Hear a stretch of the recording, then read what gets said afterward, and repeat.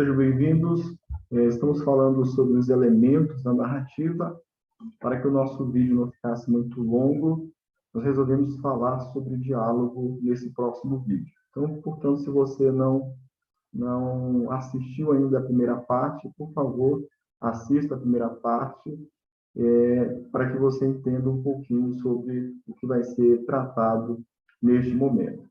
Então, falando sobre diálogo, falando sobre mais um elemento da narrativa, nós temos o diálogo. Tudo que o mundo da narrativa bíblica, tudo no mundo da narrativa bíblica gravita, em última análise, em direção ao diálogo. De forma quantitativa, uma parte admiravelmente grande do peso da narrativa é sustentada pelos diálogos, as transações entre os personagens, que tipicamente se desenrola por meio de palavras que eles trocam, com a mínima interação do narrador. O diálogo na Bíblia sempre acontece entre dois personagens ou grupos, e raramente entre três ou mais.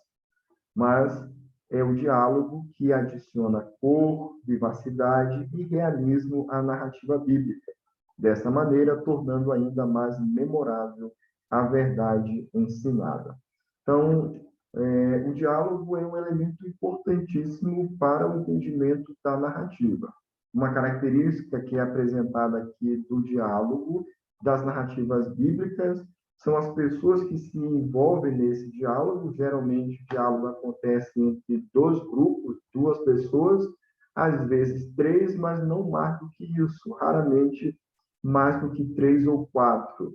Então, geralmente, mesmo que você tenha mais de uma fala de pessoas diferentes, mas essas falas estão sempre dentro de um determinado grupo, onde você consegue perceber claramente um número reduzido de participantes nesse diálogo. O diálogo ele tem uma contribuição muito grande. Quando nós analisamos o diálogo e o discurso direto, nós vamos perceber que a narração ela tem um papel que é a fala do narrador, a maneira como o narrador transmite uma determinada verdade, mas o diálogo vai conduzindo uma perspectiva muito mais intensa, ou seja, nós vamos perceber daqui a pouquinho a diferença ou o relacionamento entre narração e diálogo. Por enquanto, é importante que você entenda isso. O diálogo ele é desenrolado, claro, por meio de palavras, onde há uma conversa, há sempre um grupo restrito, limitado, e por meio do diálogo o narrador transmite verdades que são cruciais para o entendimento do texto bíblico. O diálogo ele se classifica ou pode ser classificado de várias formas. Para que você identifique a maneira como o narrador está fazendo uso desse recurso, você vai precisar atentar para as características de como cada personagem está manifestando a fala, está dando a sua contribuição nesse processo todo. Então, vamos ver aqui um diálogo em que nós percebemos um contraste. O capítulo 18 de 1 Reis diz o seguinte: porém, ele disse: em que pequei para que entregues teu servo na mão de Acabe e ele me mate? Tão certo como vive o Senhor, teu Deus, não houve nação nem reino onde o meu Senhor não mandasse homens à tua procura. E dizendo eles: aqui não está, fazia jurar aquele reino, que aquela nação que te não haviam achado. Agora tu dizes: vai e dize a teu Senhor, eis aí está Elias.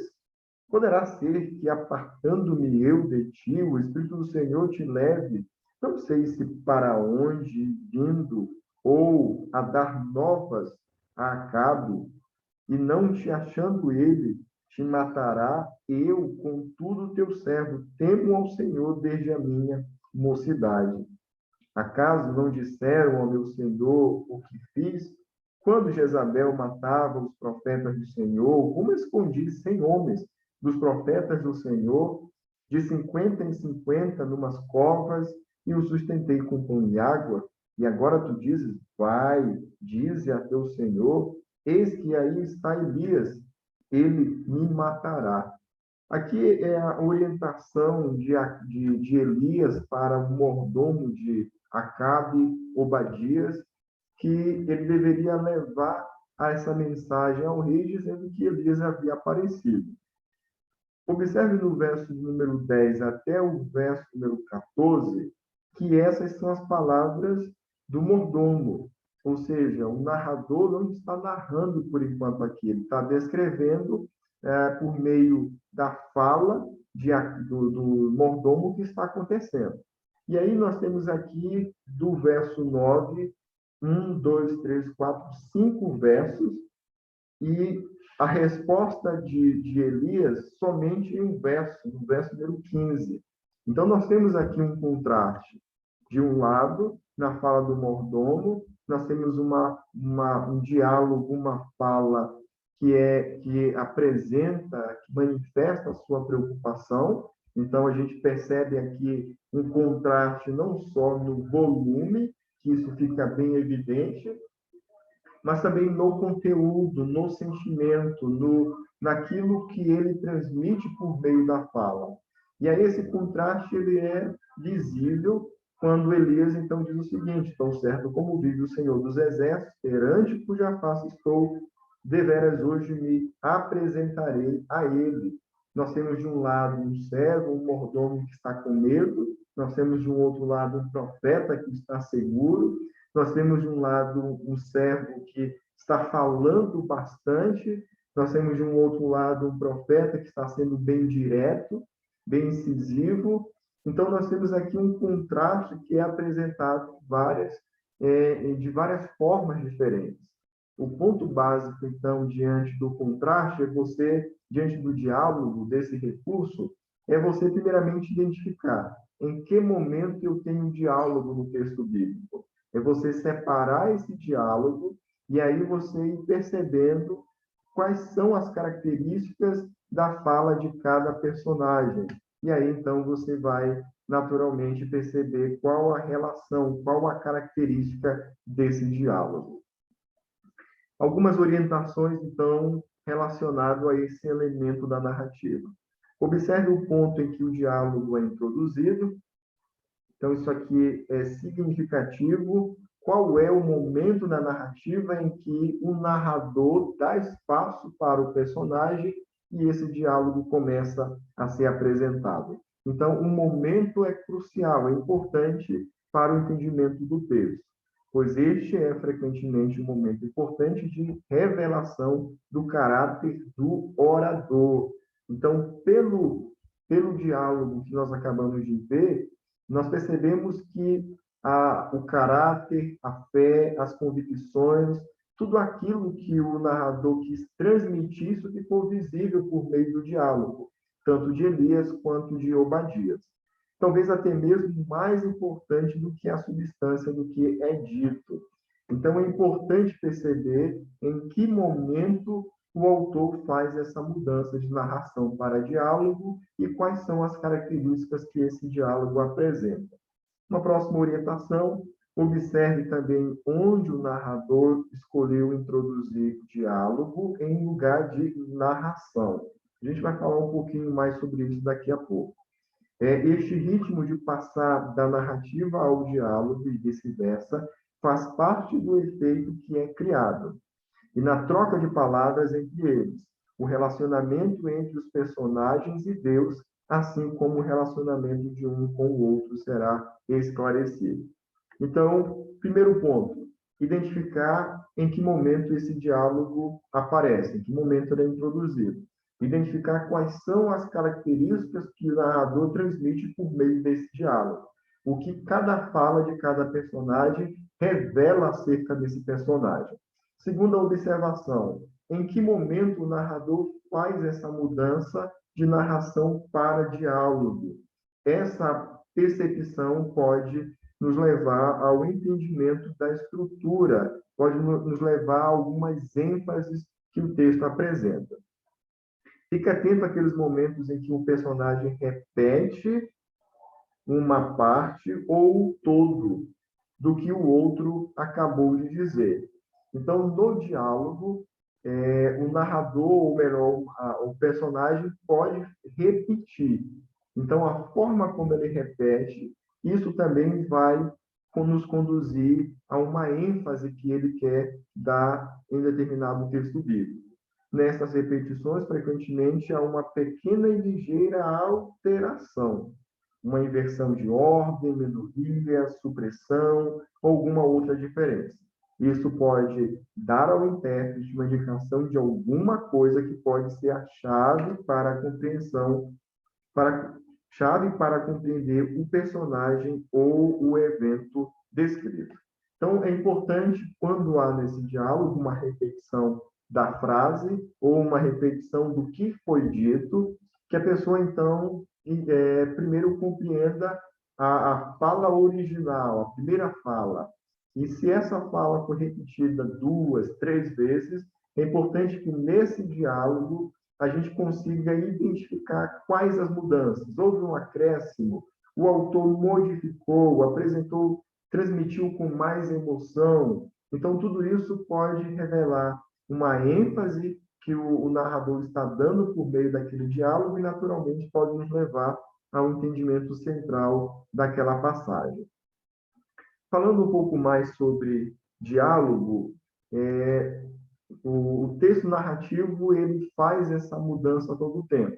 Então, nós temos a voz do narrador, o narrador conduzindo todo o evento, mas em um determinado momento o narrador prefere um diálogo, um discurso direto. E aí, então, ele permite que o personagem fale.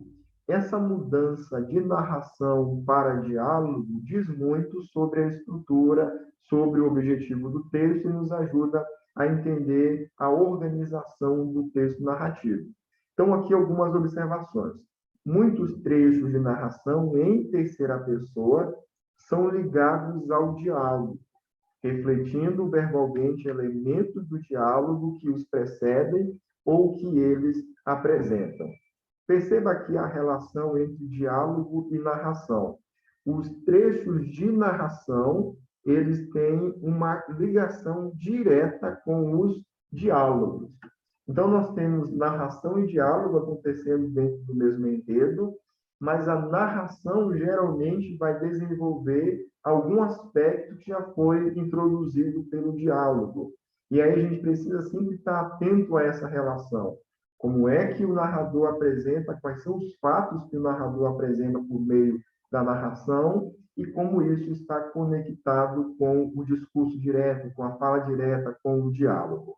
A narração é, portanto, muitas vezes alegada ao papel de confirmar afirmações feitas no diálogo, ocasionalmente com um sumário expositivo. Então, a narração, ela vem em segundo plano, ela está a serviço do diálogo. Na perspectiva bíblica, na narração bíblica, a narração, ela geralmente cria a estrutura para que o diálogo tenha sentido, mas o foco principal do leitor deve estar, então, no diálogo. A narração vai criar ali, vai dar algumas informações para que esse diálogo ele faça um sentido maior. E aí, um recurso utilizado para isso é o que nós chamamos de sumário explicativo. O narrador vai nos dar algumas informações que irão servir de um sumário, um resumo, que vai servir para explicar algum elemento, alguma situação dentro da narrativa bíblica.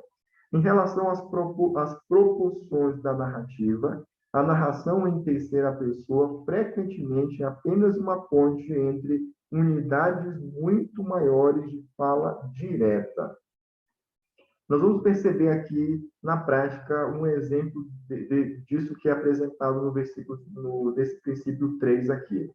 Mas o ponto básico a estrutura do texto ela é composta de um texto narrativo, ela é composta por narração e diálogo. Mas a predominância, a preferência é pelo diálogo, ou seja, geralmente o narrador vai expressar verdades que ele quer expressar por meio do diálogo. Mas essa estrutura ela é formada onde na maioria das vezes, a narração vai servir de uma ponte, vai delimitar, vai levar o leitor à compreensão da estrutura daquela narração, daquela narrativa, a estrutura daquele enredo. Então, essa mudança de narração para diálogo é extremamente significativa para que o leitor consiga compreender essa mudança. No que diz respeito à perspectiva da narrativa, e a reafirmação em terceira pessoa do que foi dito no diálogo direciona nossa atenção de volta para os falantes, para as ênfases que eles escolhem, as maneiras como as suas declarações podem divergir do relato autorizado do narrador sobre o que ocorre. Portanto, a fala direta, o discurso direto, aquilo que é apresentado por meio do diálogo, geralmente ele traz um impacto maior. Então, quando o narrador apresenta um fato, mas ele quer apresentar uma verdade por meio da fala dos personagens, ele vai usar de forma quase que total o discurso direto, o discurso indireto, que é muito utilizado nos nossos dias, já não é tão usado na narrativa bíblica, há uma preferência pelo discurso direto, e esse evento, essa informação, quando é transmitida por meio da fala, ela tem um efeito muito maior no ouvinte. Por isso, a preferência a preferência pelo diálogo, e por isso que a narração ela fica em segundo plano. Nós temos aqui um texto de João, capítulo 7, que apresenta um pouco dessa organização e dessa relação entre narração e diálogo. Nós não iremos ler o texto, mas você pode, com calma, fazer a leitura.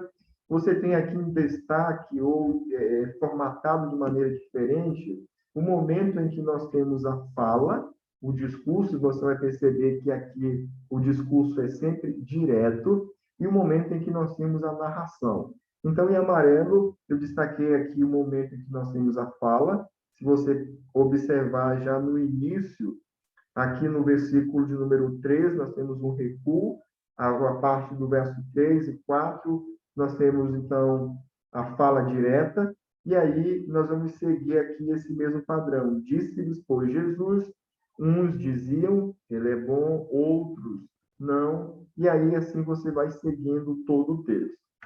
Algumas traduções já trazem essa proposta. Então, em algumas traduções, como, por exemplo, a Nova Almeida Atualizada, você já tem uma formatação em que você consegue visualizar, em que você consegue separar o momento em que o narrador está narrando e o momento em que o personagem está falando. Então, o discurso direto, a fala direta, geralmente ela não fica dentro do texto. Então, aqui nesse caso, nós temos um recuo, uma formatação diferente. E se você observar aqui, nessa organização, nós vamos perceber esses princípios que acabamos de falar sobre a preferência do diálogo. Nós temos porções maiores de diálogos e temos somente alguns momentos, como, por exemplo, aqui no início, no verso 9, e em outros momentos nós temos a fala do narrador. Mas essa fala do narrador está servindo para sinalizar essa estrutura, para nos levar ou para nos fazer perceber como é o fluxo ou como está organizado o fluxo dessa narrativa. Então, naturalmente, a parte essencial, a parte principal do texto está sendo declarada por meio do discurso, ou melhor, por meio do diálogo que está acontecendo ao longo dessa narrativa. Isso que está acontecendo aqui em João, capítulo número 7, também acontece no Novo Testamento, nos demais evangelhos e também em várias outras narrativas do Antigo Testamento. Resumindo, tudo isso que falamos aqui acerca do diálogo, é importante, então, que você consiga perceber como é que o narrador introduz o diálogo, em que momento há a transição de narração para o diálogo, como é que qual é a verdade que é transmitida e por que que o autor decidiu transmitir por meio do diálogo, não por meio da narração. Há alguma repetição de palavras, o narrador está repetindo no diálogo alguma frase algum evento, se há uma repetição, quais são os elementos, quais são as áreas em que ele está repetindo, de que forma ele repetiu. Então, essas observações são importantes no momento da leitura, para que a gente consiga compreender as ênfases do texto bíblico. Nós temos um outro recurso que aparece nas narrativas da Bíblia, tanto o Antigo quanto o Novo Testamento, que é chamado de ordem das palavras. Então, as palavras que são utilizadas, a escolha do narrador por algumas palavras e a ordem que essas palavras aparecem, isso também contribui para o que o narrador alcance o seu objetivo. Então, perceba aqui um conceito, algumas palavras chamam a atenção do leitor de maneira especial pela constante repetição em uma narrativa ou em um ciclo narrativo. Costumamos nos referir a esse fenômeno como palavra guia. Esse termo indica que a palavra busca orientar o leitor no processo de leitura da passagem, aludindo a algo que se esconde sob a superfície do texto. Então, o autor pode utilizar esse recurso, repetição. Então, em momentos específicos do texto, ele vai usar aquela mesma palavra. Esse recurso vai servir tanto para conduzir ao ensino principal ou algumas verdades principais, mas vai servir também como conectivos, para delimitar o que nós chamamos de contexto literário, para juntar várias cenas e para que essas cenas sejam analisadas dentro de um contexto ou dentro de um enredo maior. Observe como isso acontece aqui no texto de Gênesis, capítulo 38. Nós lemos agora há pouco o texto de Gênesis 38, mas tem um texto anterior, que é o capítulo número 37. Observe o texto anterior, capítulo 37, do verso 29 em diante. Tendo Rúben voltado à cisterna, eis que José não estava nela. Então rasgou as suas vestes e, voltando a seus irmãos, disse: Não está lá o menino, e eu, para onde irei? Não está lá o menino, e eu, para onde irei? Então tomaram a túnica de José, mataram um bode e a molharam no sangue, e enviaram a túnica talá de mangas compridas, fizeram-na levar a seu pai e lhe disseram: Achamos isto, vê se é, ou não a túnica de teu filho. Ele a reconheceu e disse: É a túnica de meu filho, o animal selvagem o terá comido. Certamente José foi despedaçado. As palavras aqui que servem como palavras guia são a palavra bode, que nós temos aqui no verso 31, a palavra ver e a palavra reconheceu. Essas palavras servem, então, para fazer uma conexão do que vai acontecer. Se você observar a próxima história que nós lemos no capítulo 38 do livro de Gênesis, nós vamos observar que a mesma palavra se repete no capítulo 38. Então, o autor criou duas histórias usando palavras que são comuns às duas histórias. A implicação básica disso se o autor elaborou essas duas histórias e colocou elementos comuns, no caso, palavras para ligar, o objetivo é que essas duas histórias fossem entendidas dentro de um enredo maior, ou seja, fossem interpretadas uma levando em consideração a outra. Então, a palavra bode também aparece aqui no versículo de número 17. Ela foi traduzida pela palavra cabrito, é a mesma palavra que no hebraico, e ela se repete. A palavra cabrito é uma palavra chave aqui no texto do Gênesis capítulo 38. Uma outra palavra também que é usada na narrativa do capítulo 37 é a palavra ver, no sentido também, e a palavra reconhecer. A mesma palavra, na cá, ela aparece também aqui no texto No capítulo 38, aqui na frente, no verso número 26, se você observar a mesma palavra sendo traduzida como reconhecer. No versículo de número 32, ela é traduzida como ver, mas se você observar aqui no hebraico, é a mesma palavra. Se você observar aqui no hebraico, a mesma palavra aqui, que é traduzida como ver, ela também é traduzida aqui como reconhecer. E ela vem e aparece aqui no versículo de número 25 e aparece também no versículo de número 26. Então, nós temos aqui uma repetição de palavra. Essa repetição vai ser importante para o entendimento da narrativa em si.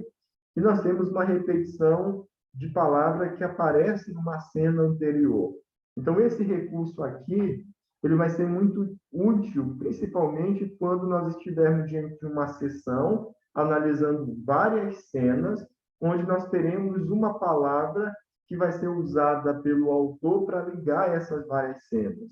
Então, a delimitação desse contexto histórico, ela é feita também por meio dessas palavras, que servem para guiar o leitor tanto ao entendimento da verdade central, quanto também para a organização, para a delimitação desse contexto e desse enredo que está sendo analisado.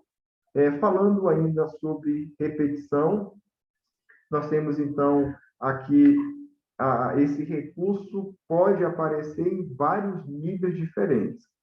Um outro tipo de repetição que é utilizado, que nós chamamos de repetição temática. Então, nós acabamos de ver uma repetição em que ela é feita por meio de uma palavra, de um conceito.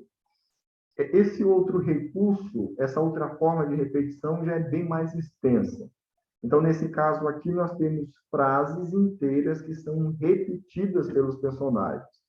Geralmente, a frase é apresentada pelo narrador, ou a frase pode ser também apresentada pelo personagem, mas a característica ou o ponto central é: eu preciso identificar quais são os sentimentos, por que essa frase foi repetida e de que forma ela foi repetida. Houve alguma mudança?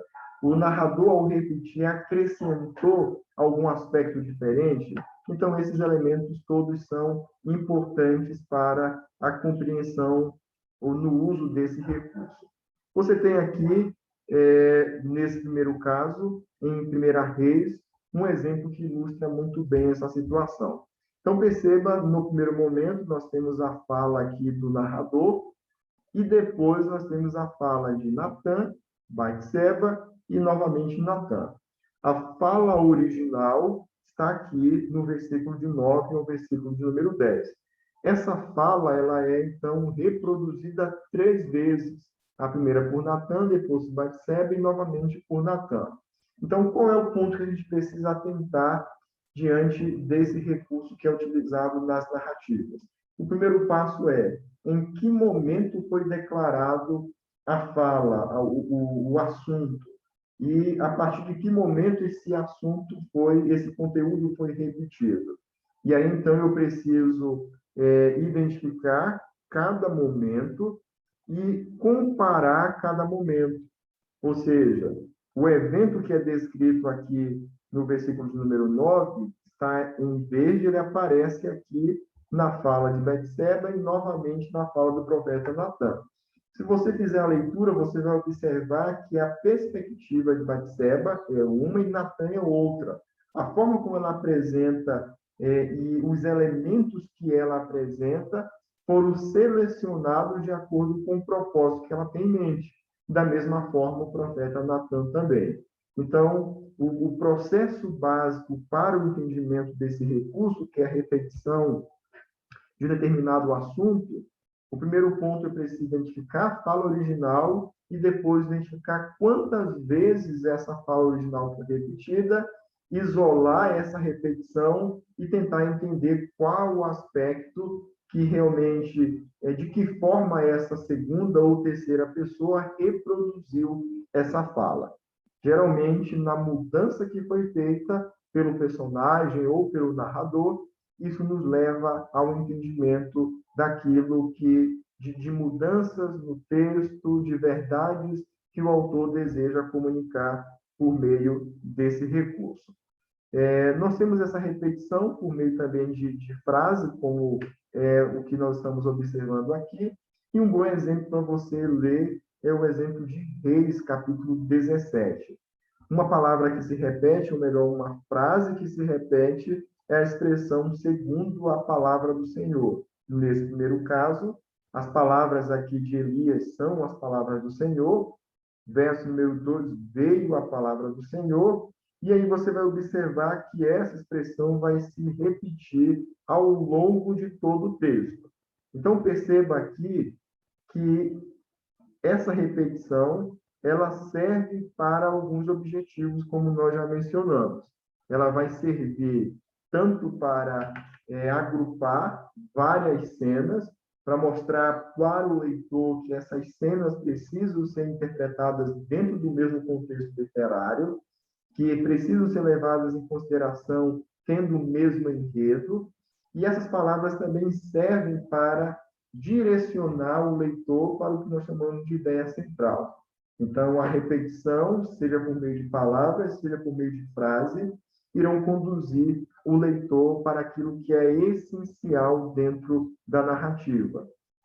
Esse recurso não é exclusivo do gênero narrativo.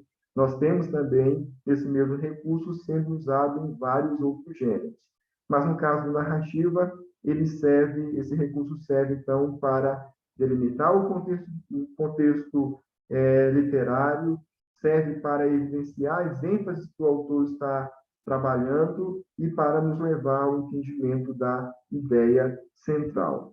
Nós temos aqui um outro texto de 2 Reis, capítulo 1, do verso 2 ao verso 8, e esse princípio ou esse recurso aparece da mesma forma.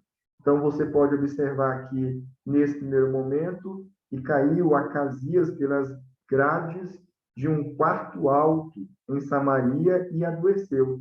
Enviou mensageiros e disse-lhes: ide consultai a Baal-zebu, Deus de Ecrom, e sararei dessa doença. Mas o anjo do Senhor disse a Elias, o tesbita: dispõe-te e sobe para te encontrares com os mensageiros do rei de Samaria e dizes: porventura não há Deus em Israel para irdes consultar Baal-zebu, Deus de Ecrom?